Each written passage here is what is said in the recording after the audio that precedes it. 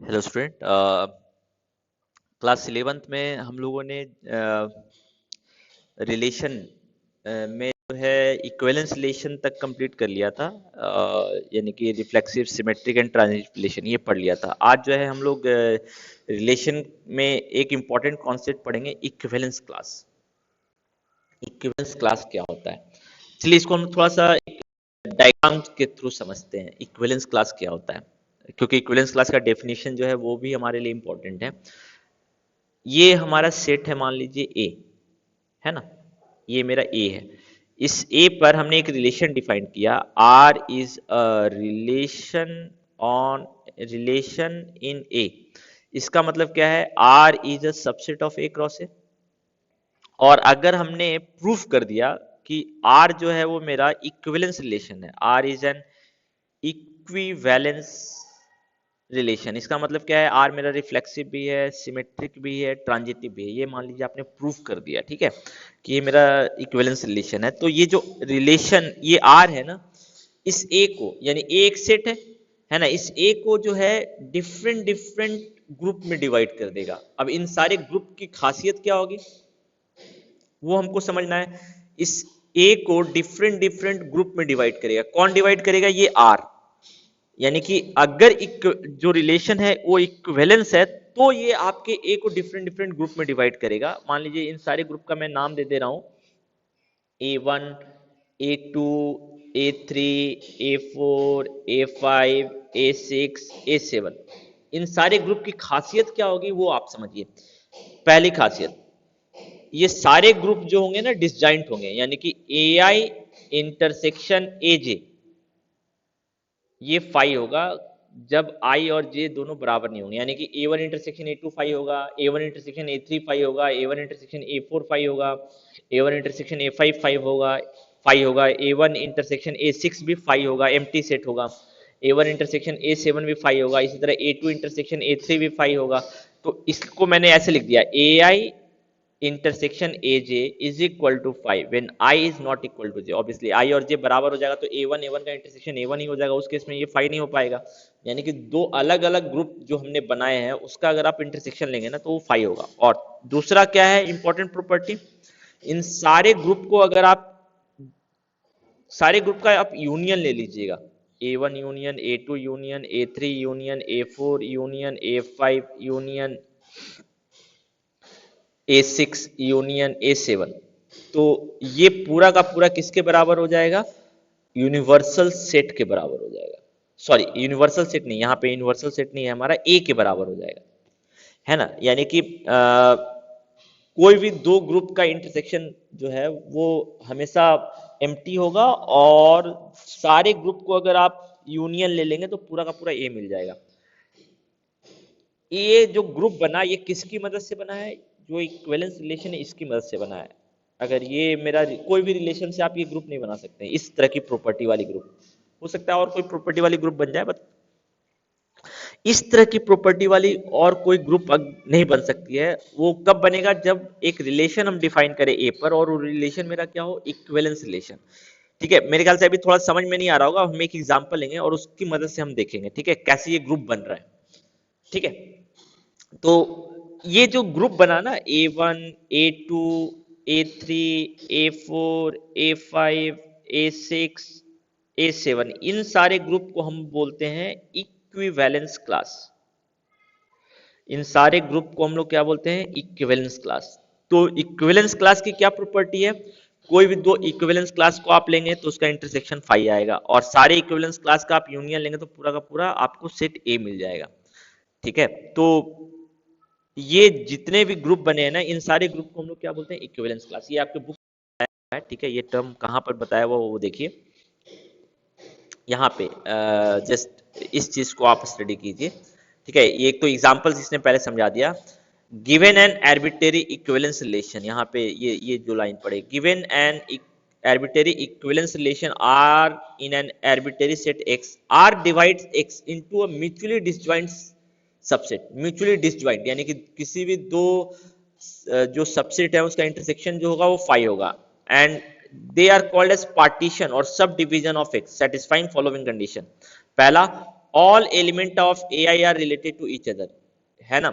एक ये प्रॉपर्टी मैंने नहीं बताई, ये यानी कि जितने भी आपके ग्रुप बने ना उसके सारे एलिमेंट एक दूसरे से रिलेटेड होंगे। दूसरा, कोई भी दो अलग अलग ग्रुप के बीच में कुछ भी कॉमन नहीं होगा, है ना। ये बता रहा है no element of AI is related to any other element of AJ। और तीसरा, आप सबका यूनियन लेंगे तो क्या आएगा, X आएगा, और दो का इंटरसेक्शन जो होगा वो हमेशा फाई होगा।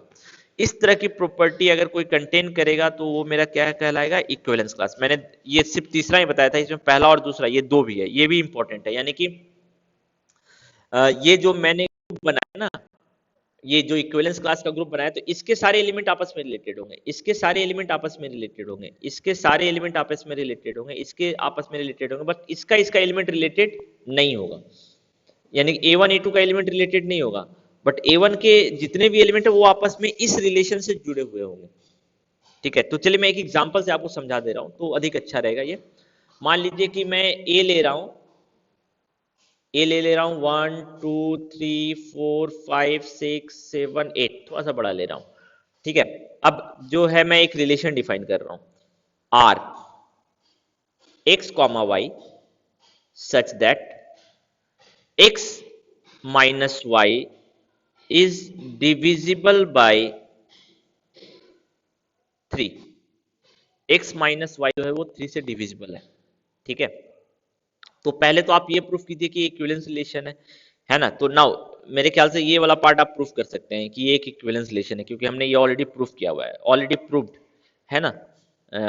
R is an equivalence relation, ये आप इजीली प्रूव कर सकते हैं। ठीक है, अब मैं क्या बोल रहा हूं कि अगर ये आर इक्विवेलेंस रिलेशन है तो इस ए को डिफरेंट डिफरेंट ग्रुप में डिवाइड कर देगा। कैसे डिवाइड करेगा वो आप देखिए।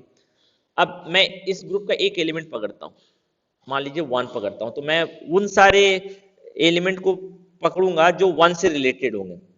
ठीक है, तो 1 से कौन कौन रिलेटेड है, तो आप देखिए 1 से रिलेटेड खुद 1 है, क्यों, इस रिलेशन से जुड़ा हुआ है, क्यों 1 माइनस 1 जीरो आएगा, और 0 3 से डिविजिबल है, तो 1 हम बोल सकते हैं 1 से खुद रिलेटेड है, क्योंकि ऑलरेडी हमने प्रूफ भी कर रखा है कि इक्विवेलेंस रिलेशन है। तो इक्विवेलेंस रिलेशन जो है R is an equivalence relation, ये हमने ऑलरेडी प्रूफ कर रखा है। तो इसका मतलब है ये रिफ्लेक्सिव भी है, तो रिफ्लेक्सिव में 1 1 से रिलेटेड होगा ही होगा। इसमें अब कौन 1 से और कौन रिलेटेड होगा, 2 रिलेटेड होगा क्या, नहीं, क्यों 1 और 2 का डिफरेंस जो है वो 3 से डिविजिबल नहीं है, तो 1 जो है वो 2 से रिलेटेड नहीं होगा। यानी कि अगर हम पेयर वाइज देखेंगे तो 1 1 का पेयर बनेगा, 1 2 का पेयर नहीं बनेगा, इस आर के अंदर 1 2 नहीं आएगा, है ना। 1 3 का पेयर बनेगा क्या, नहीं, 1 3 का भी पेयर नहीं बनेगा, है ना। 1 जो है वो 3 से भी रिलेटेड नहीं है, क्यों 1 और 3 का जो डिफरेंस होगा वो 2 3 से डिविजिबल नहीं है। 1 4 का डिफरेंस बनेगा क्या, हाँ 1 और 4 का पेयर बनेगा, तो 4 1 का भी बनेगा, क्यों हमारा रिलेशन इक्विवेलेंस रिलेशन है, तो ये सिमेट्रिक भी है, तो 1 4 होगा तो 4 1 भी होगा, यानी कि 1 से रिलेटेड और कौन है, 4 है। फिर किसका 1 के साथ और किसका पेयर बन सकता है, 5 का बनेगा क्या, नहीं बनेगा। 6 का बनेगा क्या, नहीं बनेगा, क्यों 1 और 6 का डिफरेंस जो है वो 3 से डिविजन। 7 से बनेगा क्या, हाँ बनेगा। सो 1 7 इसका पेयर भी बनेगा, यानी कि 7 1 भी बनेगा, है ना। तो 1 से रिलेटेड और कौन है, 7 है ना। नेक्स्ट 8 रिलेटेड है क्या, नहीं। तो 1 से सिर्फ 3 ही एलिमेंट रिलेटेड है, 1 रिलेटेड है, 4 रिलेटेड है और 7 रिलेटेड है। किस रिलेशन से, इस रिलेशन से, जो रिलेशन आपके क्वेश्चन में दिया हुआ है। अब इसमें 1 4 7, अब इसमें चेक कीजिए कि कौन कौन हमने यहाँ यूज कर लिया। 1 यूज कर लिया तो 1 हम यूज नहीं करेंगे, 4 यूज कर लिया तो 4 यूज नहीं करेंगे, 7 यूज कर लिया तो 7 यूज नहीं करेंगे। अब कौन बच गया तब हमारे लिए बच गया अब 2। सो 2 से स्टार्ट करते हैं कि 2 से कौन कौन रिलेटेड है। तो देखिए 2 से तो 2 खुद रिलेटेड होगा, क्यों रिलेशन मेरा इक्विवेलेंस है, तो हम बोल सकते हैं 2 2 का पेयर तो बनेगा, क्यों 2 2 0 आता है, और 0 जो है वो हर एक नंबर से डिविजिबल होता है एक्सेप्ट 0 से, है ना, क्योंकि 0 0 से डिवाइड नहीं हो सकता। और कौन रिलेटेड है, 2 से 3 रिलेटेड है क्या, नहीं, 2 3 -1 3 से डिविजिबल नहीं है। 4 रिलेटेड है क्या, नहीं, 4 भी नहीं है। 5 रिलेटेड है क्या, हाँ 5 रिलेटेड है, 2 और 5 का जो डिफरेंस है वो 3 से डिविजिबल है, तो 2 से रिलेटेड 5 है। 6 है क्या, नहीं। 7 है क्या, नहीं। 8 है क्या, हाँ 8 है, यानी कि 2 5 का पेयर बन सकता है, तो 5 2 का भी पेयर बन सकता है, क्यों सिमेट्रिक है रिलेशन मेरा। 2 8 का पेयर बन सकता है, तो 8 2 का भी पेयर बन सकता है। तो देखिए 2 से रिलेटेड कौन है, 2 5 और 8, तो अब 2 हट गया, 5 हट गया और 8 हट गया। अब जो बचे वो आपस में रिलेटेड होंगे, वो आप चेक कर लीजिए। 3 से रिलेटेड कौन है? 3 से रिलेटेड ना तो 1 है, ना तो 2 है, ना तो 4 है, ना तो 5 है, 6 है। पहले तो 3 से रिलेटेड 3 खुद होगा, ये तो कंफर्म है क्योंकि रिलेशन मेरा रिफ्लेक्सिव है। 3 से रिलेटेड कौन होगा? 6 होगा। 7 होगा क्या? 8 होगा क्या? नहीं। तो 3 से रिलेटेड सिर्फ दो ही एलिमेंट है। तो नाउ यू कैन ऑब्जर्व कि आपका जो सेट था वो 1 4 7 2 5 8 3 6 ये तीन पार्ट में डिवाइड कर दिया। जो इक्विवेलेंस रिलेशन था उसने 1 2 3 4 5 6 7 8 यही मेरा सेट था। ए जो था यही मेरा था। इसको कितने पार्ट में डिवाइड कर दिया? तीन पार्ट में डिवाइड कर दिया। अब यहाँ A1 A2 A3 अब आप पढ़िए। पहला कंडीशन क्या था?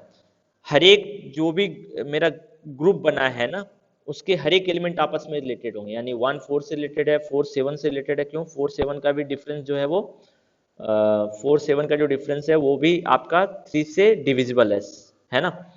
तो ये सारे के सारे एलिमेंट आपस में रिलेटेड है। किस रिलेशन से रिलेटेड है? इस वाले रिलेशन से रिलेटेड है। ये हमने ऑलरेडी देख रखा है ना, कि दो का डिफरेंस होगा वो हमेशा 3 से डिविजिबल होगा, तो वो दो एलिमेंट रिलेटेड होंगे। तो 1 4 7 आपस में रिलेटेड है, 2 5 8 आपस में रिलेटेड है, लेकिन 1 और 2 आपस में रिलेटेड नहीं है। देखिए 1 और 2 का, इसी तरह देखिए इसके एलिमेंट भी आपस में रिलेटेड है, बट इन दोनों के एलिमेंट आपस में रिलेटेड नहीं है, इन दोनों के एलिमेंट आपस में रिलेटेड नहीं है, इन दोनों के एलिमेंट भी आपस में रिलेटेड नहीं है। तो जो पहला कंडीशन था कि all element of AI are, है ना, AI इन जनरल, आई का मतलब 1 A1 भी हो सकता है, A2 भी हो सकता है, A3 भी हो सकता है। All element of AI are related to each other, ये पहला था, तो ऐसा है। दूसरा, no element of AI and AJ are related, है ना, when I is not equal to J, यानी कि A1 A2 का एलिमेंट रिलेटेड नहीं है आपस में, A1 A3 का रिलेटेड नहीं है एलिमेंट आपस में, है ना। तीसरा, सारे आप A1 A2 और A3 का यूनियन लेंगे तो पूरा का पूरा क्या आ जाएगा? आपको A आ जाएगा। और किसी दो का आप इंटरसेक्शन लीजिए, ये हमेशा 5 होगा, चेक कर सकते हैं, है ना। ये भी 5 होगा, A2 और A3 का भी इंटरसेक्शन 5 होगा। तो इससे हमको जो चार कंडीशन आपके बुक में लिखे हुए थे वो चारों कंडीशन फॉलो हो गए ना। तो इस तरह का जो ग्रुप बनाना, इस तीन ग्रुप को हम लोग क्या बोलेंगे? Equivalence class. यानी A1 A2 A3 are called equivalence class. ठीक है, A1 A2 A3 को हम लोग क्या कहेंगे? इक्विवेलेंस क्लास कहेंगे। इस चीज को आप समझिए। तो मेरे ख्याल से जो इक्विवेलेंस क्लास का कॉन्सेप्ट है वो आपको समझ में आ गया होगा। What is equivalence class? ठीक है, इक्विवेलेंस क्लास ये चार प्रॉपर्टी हमेशा कंटेन करती है। ये चार प्रॉपर्टी, तीन प्रॉपर्टी, 1 2 और 3 में तो एक यूनियन वाला आ गया और एक इंटरसेक्शन वाला आ गया। तो इसको आप ध्यान रखिएगा, ये हमारे लिए बहुत इंपॉर्टेंट है। आपके 1 मार्क्स क्वेश्चन में कभी कभी पूछ भी सकता है ना, कि 3 4 सेट दे देगा, बोलेगा whether they are equivalence class और नॉट, है ना। तो इसको आप ध्यान रखिएगा। आप नेक्स्ट आते हैं। तो अब इक्विवेलेंस क्लास हम कैसे बना रहे हैं वो आपको समझ में आ रहा है ना। हम क्या कर रहे हैं कि एक एक एलिमेंट को पिक कर रहे हैं, है ना, एक एलिमेंट को पिक कर रहे हैं, फिर उससे जो रिलेटेड है उसको एक जगह कलेक्ट कर रहे हैं, फिर दूसरा एलिमेंट पिक कर रहे हैं जो पहले वाले में नहीं है। देखिए 1 4 7 है तो 1 4 7 हमने नहीं पिक किया, कोई और एलिमेंट पिक किया, 2 पिक किया, 2 से रिलेटेड कौन कौन है उसको एक जगह इकट्ठा किया, फिर वो एलिमेंट लेंगे जो दोनों में नहीं है, 1 4 7 में भी नहीं है, 2 5 8 में भी नहीं है, तो कौन है? 3 है। अब 3 से रिलेटेड कौन कौन होगा? हम ये प्रोसेस तब तक करते जाएंगे जब तक कि सारे एलिमेंट खत्म ना हो जाए। तो सारे एलिमेंट खत्म हो गए ना, क्योंकि 3 और 6 भी खत्म हो गया, तो अब कोई भी एलिमेंट नहीं बचा, यानी कि हमने जो है वो ग्रुप बना लिया, है ना। और अब इन सारी ग्रुप की क्या प्रॉपर्टी है वो आपको समझ में आ गया। अब आप देखिए कि ये जो है ना, ये 1 से रिलेटेड कौन है? 1 4 7, तो हम बोलते हैं कि ये 1 का इक्विवेलेंस क्लास है। तो हम इसको कैसे लिखेंगे? Equivalence class of 1। तो इसको ऐसे लिखते हैं, इसका मतलब क्या है? Equivalence class of 1।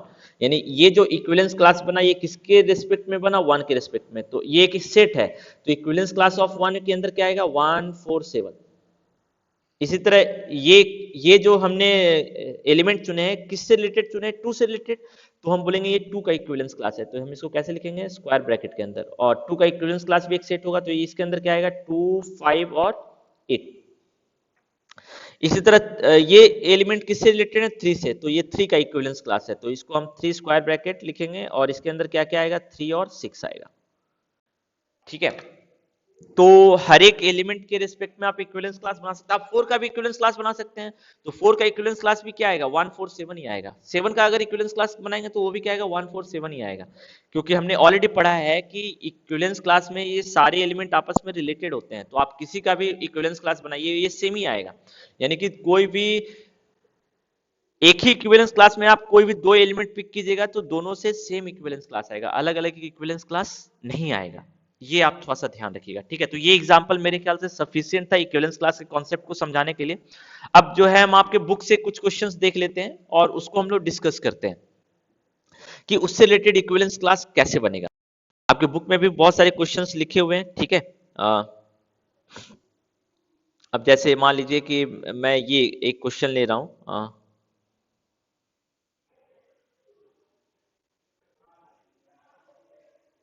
Yes, 11 number, 11 number देखते हैं। बहुत ही इंटरेस्टिंग क्वेश्चन है ये, ज्योमेट्रिकली भी आपको बहुत सारी चीजें समझा देगा।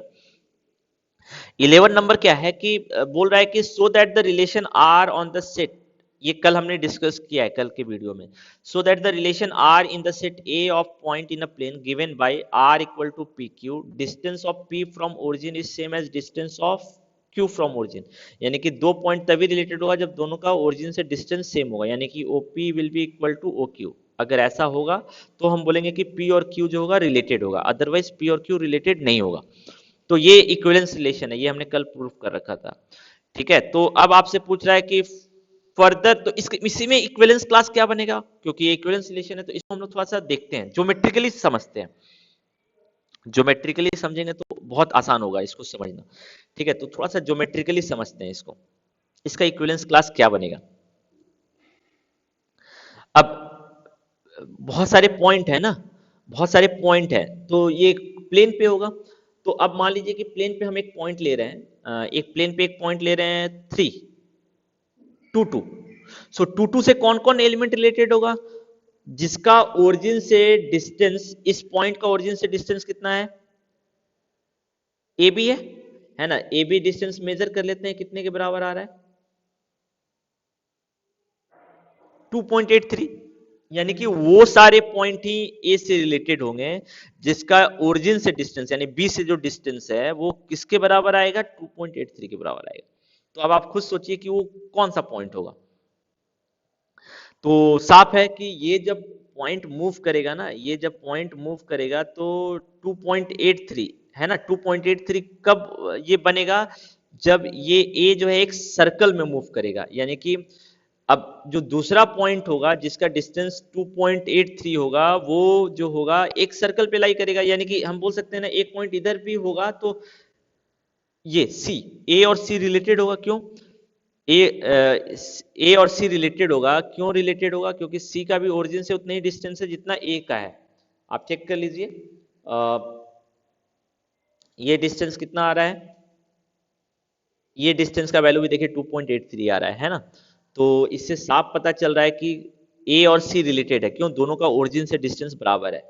ऐसा और भी पॉइंट होगा, एक पॉइंट इधर भी मिलेगा डी, देखिए इसका भी ओरिजिन से जो डिस्टेंस है वो बराबर है ना, 2.83 ये भी है।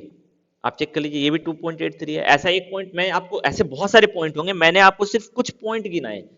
ऐसा एक पॉइंट इधर भी होगा, इस ई भी जो होगा वो ए से रिलेटेड होगा, है ना। तो इस ए से रिलेटेड होगा, कैसे रिलेटेड होगा, क्योंकि ई का भी डिस्टेंस जो है ओरिजिन से बराबर है, जितना ए का है उतना ई का भी होगा। जस्ट चेक इट, चेक कर लीजिए इसको, देखिए इसका भी डिस्टेंस 2.83 है ना। यानी कि अगर इन सारे पॉइंट, ऐसे बहुत सारे पॉइंट होंगे, अब इन सारे पॉइंट को अगर हम ज्वाइन कर देंगे ना तो हमको एक सर्कल मिलेगा।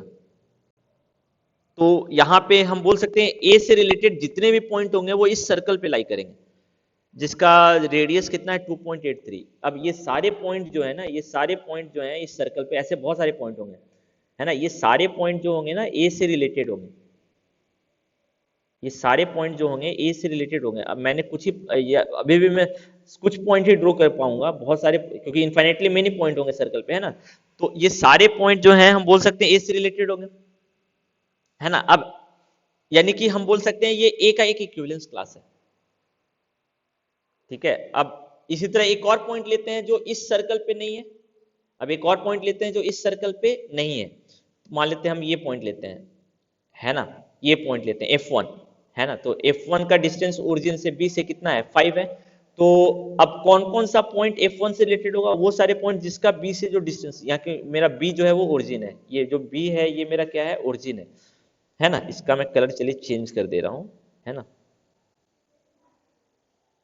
तो बी से रिलेटेड कौन कौन, F1 का बी से डिस्टेंस 5 है, तो अब वो सारे पॉइंट जिसका डिस्टेंस बी से 5 होगा वही पॉइंट जो है F1 से रिलेटेड होंगे। तो वो सारे पॉइंट कहाँ होंगे, ये एक ये भी पॉइंट होगा, एक ये भी पॉइंट होगा, इन सारे का डिस्टेंस जो है बी से 5 है। ऐसे और भी पॉइंट होंगे। इसका मतलब वो सारे पॉइंट एक सर्कल पे लाई करेंगे जिसका रेडियस 5 है। यानी कि ये सारे पॉइंट जो हैं,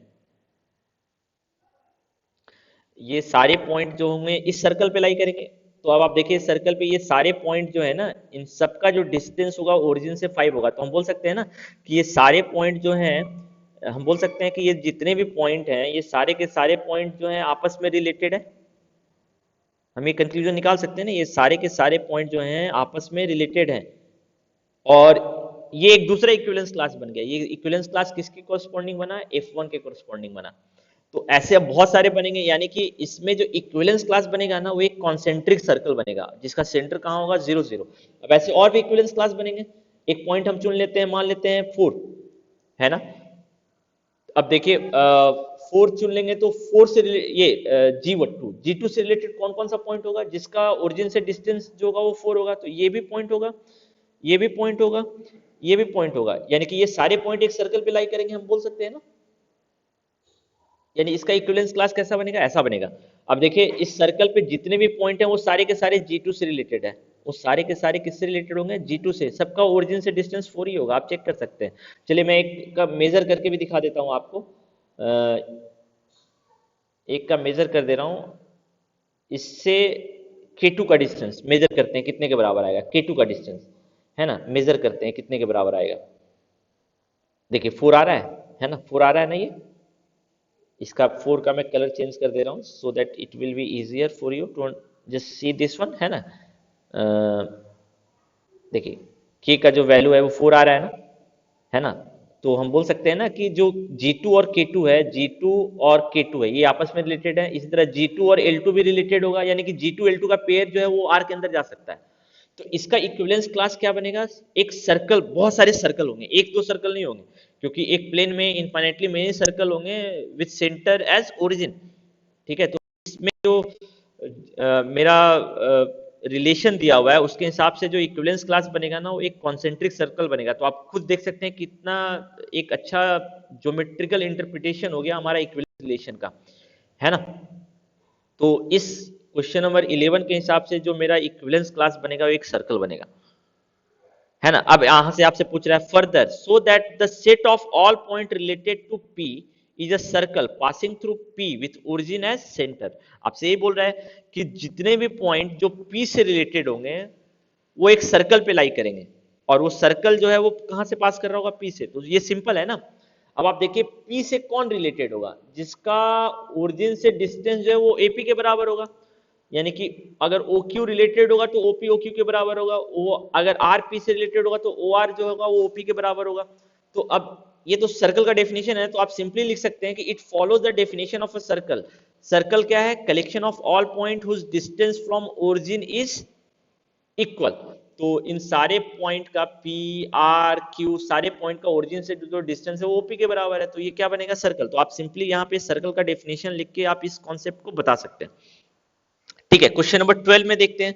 क्वेश्चन नंबर 12 में इक्विवेलेंस क्लास कैसे बना रहा है, ठीक है। अब जैसे यहां पे दिया हुआ है, so that the relation R defined in the set A of all triangles R T1 T2, दो ट्रायंगल कब रिलेटेड होगा, जब दोनों सिमिलर होगा। तो ये एक इक्विवेलेंस रिलेशन है, प्रूफ हो गया है। तो हम यहाँ पे एक इक्विवेलेंस क्लास बना सकते हैं, ठीक है। बट वो नहीं पूछ रहा है, अब क्या पूछ रहा है, consider 3 right angle triangle, 3 right angle triangle, एक T1 है, एक T2 है और एक T3 है। Which triangle among T1 T2 T3 are related? T1 T2 T3 में कौन आपस में रिलेटेड है? तो कौन सा दो ट्रायंगल रिलेटेड होगा? जो दो ट्रायंगल सिमिलर होगा। T1 T2 अगर सिमिलर होगा तो T1 T2 रिलेटेड होगा, अगर नहीं है तो सिमिलर नहीं है तो रिलेटेड नहीं होगा। T1 T3 कब रिलेटेड होगा? जब T1 T3 सिमिलर होगा। इसी तरह T2 T3 कब रिलेटेड होगा? जब T2 और T3 सिमिलर होगा। तो चेक करिए, मान लेते हैं T1 और T2 के बारे में चेक करते हैं कि T1 T2 सिमिलर है या नहीं। तो T1 का साइड कितना है? 3 4 5। T2 का साइड कितना है? 5 12 13। तो आप चेक कर लीजिए कि यार ये दोनों सिमिलर हैं, यानी रेशियो सेम है, नहीं है ना सेम। तो T1 T2 जो है वो रिलेटेड नहीं है, यानी कि T1 T2 जो है, हम बोल सकते हैं T1 जो T2 है ये R के अंदर नहीं हो सकता है, इसका पेयर नहीं बन सकता है। अब T1 T3 पे आते हैं, T1 T3 पे आते हैं। T1 का एलिमेंट क्या है? 3 4 5। T3 का साइड क्या है? 6 8 10। चेक कीजिए, 3/6 is equal to 4/8 is equal to 5/10। Proportional है ना, तो हम बोल सकते हैं ना T1 and T3 are similar. सो इसका मतलब T1 T3 का जो पेयर है वो जो होगा R के अंदर होगा। इसका मतलब T1 T3 रिलेटेड। अब T2 T3 चेक कर लीजिए, T2 T3 भी रिलेटेड नहीं है, यानी कि T2 और T3 का जो पेयर होगा वो R के अंदर नहीं होगा, है ना। तो ये कैसे कोई एलिमेंट किसी से रिलेटेड है वो आप आइडेंटिफाई कर सकते हैं ना। आपको सिंपली रिलेशन को फॉलो कराना है, जो रिलेशन दिया हुआ है आपको क्वेश्चन में। अगर उस रिलेशन को फॉलो कर रहा है तो रिलेटेड है, नहीं फॉलो कर रहा है तो रिलेटेड नहीं है। ओके, एक और क्वेश्चन मैं देख ले रहा हूं, ये क्वेश्चन नंबर 14। क्वेश्चन नंबर 14 मैं देख ले रहा हूं, ठीक है। क्वेश्चन नंबर 14 क्या बोल रहा है? क्वेश्चन नंबर 14 बोल रहा है कि let L be the set of all lines in X Y plane. X Y plane है, उस पे जितने भी लाइन है उनका कलेक्शन है ना। और दो लाइन कब रिलेटेड होगा? जब दोनों लाइन पैरेलल होगा। अगर पैरेलल नहीं है तो रिलेटेड नहीं है। तो ये एक इक्विवेलेंस रिलेशन है, ये प्रूफ कर सकते हैं, ये हमने प्रूफ भी किया है ऑलरेडी, ठीक है। देन अब आपसे पता कर रहा है कि find the set of all line which is related to y equal to 2x+4। अब इस प्लेन पर y इक्वल टू 2x+4 एक लाइन हम लोग देख लेते हैं।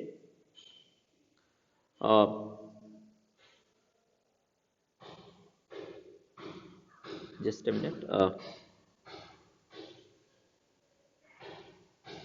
इस प्लेन पर बहुत सारे लाइन है, बट कौन से दो लाइन रिलेटेड होंगे? जो पैरेलल होंगे। अब हमारे पास एक लाइन दे दिया y इक्वल टू 2x+4, ये एक लाइन दे दिया है ना। मैं फिर से थोड़ा सा इसको रीस्टार्ट कर दे रहा हूं।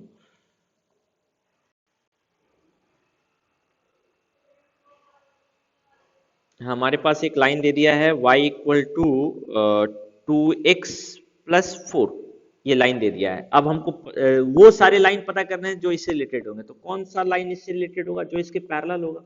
जो लाइन इसके पैरेलल नहीं होगा वो इससे रिलेटेड नहीं होगा। तो इस लाइन का इक्वेशन है y इक्वल टू 2x+4। तो अब आप खुद थोड़ा सा सॉल्व कीजिए कि y इक्वल टू 2x+4 इस लाइन के जो पैरेलल लाइन होगा उसका स्लोप बराबर होगा। ये आपने क्लास 11th में ऑलरेडी पढ़ रखा है, यानी कि जो भी लाइन होगा वो किस फॉर्म में होगा? सिर्फ डिफर किससे करेगा? कांस्टेंट से ना। तो जो भी लाइन इसके पैरेलल होगा वो इस फॉर्म में दिखेगा ना, सिर्फ ये कांस्टेंट डिफर करेगा। y2 स्लोप तो दोनों का बराबर होना चाहिए। पैरेलल लाइन के स्लोप हमेशा क्या होते हैं? बराबर। m1 m2 m3, तो ये सारे के सारे क्या होंगे? इक्वल होंगे, है ना। तो इसका मतलब सारे लाइन का स्लोप, और y equal to mx+c form में है तो ये तो m का काम कर रहा है, तो m तो सबके 2 होंगे, सिर्फ डिफर क्या करेगा? कांस्टेंट। अब आप चेक करके देखिए कि ये ऐसा हो रहा है। तो जो लाइन इसके पैरेलल होंगे उसका इक्वेशन कैसा दिखेगा? y is equal to 2x+c, इस टाइप का दिखेगा ना। Now just check it out. देखिए ये दोनों लाइन पैरेलल है। अब हम देखते हैं कि ऐसा बहुत सारा लाइन आ रहा है या नहीं आ रहा है। जस्ट चेक इट, है ना। अब आप देखिए कि ऐसा बहुत सारा लाइन आ रहा है। देखिए अब ये लाइन अगर मूव कर रहा है तो जितने भी लाइन है सारे के सारे लाइन इसके पैरेलल ही आ रहे हैं।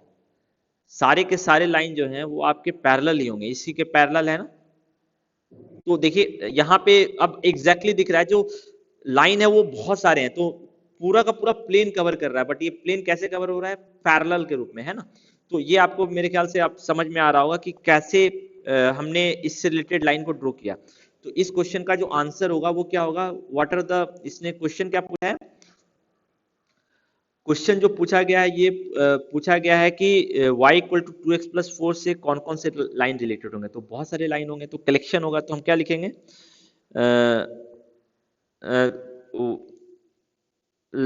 लाइन एल जो होगा सेट फॉर्म में लिखेंगे, एल सच दैट, एल का जो इक्वेशन होगा वो किस फॉर्म में दिखेगा, y is equal to, L का जो इक्वेशन है वो दिखेगा y equal to 2x+c, where c belongs to real number, c मेरा कहाँ बिलोंग करेगा, रियल नंबर में, कोई भी रियल नंबर ये रहे, स्लोप तो बराबर है, तो जितने भी लाइन होंगे उनका जो इक्वेशन है ना वो किस टाइप का दिखेगा, यहाँ पे मैं सेमी कॉलन दे देता हूँ, है ना, एल सच दैट एल का जो इक्वेशन है वो इस फॉर्म में दिखना चाहिए, ये सारे के सारे लाइन जो है ना इससे रिलेटेड होंगे, क्योंकि बहुत सारे लाइन होंगे, ठीक है, अभी हमने ज्योमेट्रिकली भी इस चीज को स्टडी कर लिया, ठीक है, तो मेरे ख्याल से ये जो पार्ट था ये भी आपको समझ में आ गया होगा, इक्विवेलेंस रिलेशन कैसे हम पता करते हैं, इक्विवेलेंस रिलेशन का इंपॉर्टेंस क्या है, इसकी प्रॉपर्टी क्या है, ठीक है।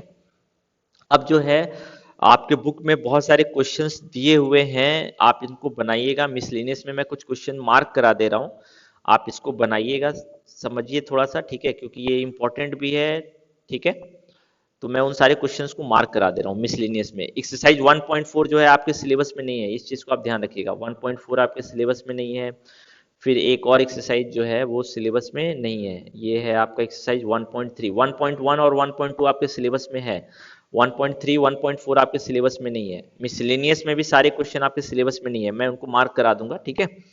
और नेक्स्ट जो है मिसलेनियस में देखिए कौन कौन से क्वेश्चन आप बना सकते हैं, ठीक है, इंपॉर्टेंट भी हैं, जैसे R1 R2 मैंने आपको असाइनमेंट में भी दिया हुआ है, एग्जाम्पल 41, ठीक है, फिर एग्जाम्पल 42, ये दोनों क्वेश्चन जो है इंपॉर्टेंट है, एग्जाम्पल 42, फिर क्या है आपका 42 के बाद एग्जाम्पल 43 भी इंपॉर्टेंट है ना, 43 44 भी इंपॉर्टेंट है, ठीक है, फिर 43 भी इंपॉर्टेंट है, 44 भी इंपॉर्टेंट है, फिर 45 आपका सिलेबस का पार्ट नहीं है, ठीक है, बाइनरी ऑपरेशन से रिलेटेड है, 46 जो है वो इंपॉर्टेंट है, फंक्शन का है, बट 46 अभी हमने नहीं बताया है आपको, 47 जो है ये भी इंपॉर्टेंट है, ये भी आप बनाइएगा, मैंने असाइनमेंट में भी आपको दिया है, रिलेशन का क्वेश्चन है ना, फिर 48 भी है, ठीक है, 49 जो है वो नहीं है, ठीक है, 50 जो है ये आप बना सकते हैं 50 नंबर, ठीक है, 51 जो है ये भी आप बना सकते हैं, ठीक है, 51। मिसलेनियस में देखिए एक्सरसाइज में कौन कौन सा क्वेश्चन है वो आप देख लीजिए, ये 1 नहीं है सिलेबस में आपके, 2 भी नहीं है, 3 भी नहीं है, 4 है, 5 जो है ये भी है, 6 नहीं है, 7 जो है ये भी सिलेबस में नहीं है आपके, 8 जो है एक अच्छा क्वेश्चन है इक्विवेलेंस रिलेशन का, ये आप बनाइएगा, ठीक है, 9 जो है ये भी नहीं है सिलेबस में आपके, 10 जो है ये सिलेबस में है, 11 जो है नहीं है सिलेबस में, 12 जो है ये भी सिलेबस में नहीं है, 13 जो है ये भी सिलेबस में नहीं है आपके, ठीक है, 14 नंबर जो है ये भी सिलेबस में नहीं है, 15 जो है ये भी नहीं है सिलेबस में, नहीं 15 आप बना सकते हैं, ठीक है, सिलेबस का पार्ट हो गया, 16 भी है, 17 भी है, ठीक है, 18 जो है वो नहीं है, 19 जो है ये भी नहीं है, ठीक है, तो ये सारे क्वेश्चंस आप बनाइएगा अपने मिसलेनियस का, ठीक है।